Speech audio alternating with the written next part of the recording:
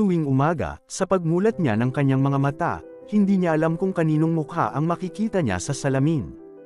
May mga araw na dalaga pa siya, may mga araw na matandang lalaki, at minsan bata pa. Ngunit kahit anong katawan ang kanyang tinitirhan, nanatili ang kanyang kaluluwa. Sa kabila ng patuloy na pagbabago, natuto siyang umangkop at mamuhay ng lubusan. Mayroon siyang mga kaibigan na tinanggap siya kung sino siya sa loob, at nakahanap pa siya ng pag-ibig sa isang babae na nakikita ang higit sa pisikal na hitsura. Ngunit sa paglipas ng panahon, nagsimula siyang mag-isip kung gagawa pa ba siya ng paraan upang masira ang sumpang humadlang sa kanya upang magkaroon ng matatag na pagkakakilanlan.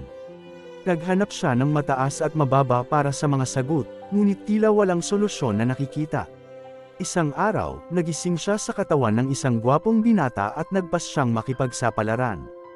Pinuntahan niya ang babaeng mahal niya at ibinuhos ang kanyang puso, sinabi rito ang kanyang kalagayan at kung gaano niya hinanggad ang isang normal na buhay kasama niya. Sa gulat niya, hindi siya tinakasan o tinanggihan ito. Sa halip, niyakap niya ito at sinabi sa kanya na mahal niya ito sa kung sino siya sa loob, kahit na anong katawan ang tinitirhan niya. At sa sandaling iyon, napagtanto niya na ang tunay na kagandahan ay hindi nakasalalay sa pisikal na anyo, kundi sa puso at kaluluwa ng isang tao.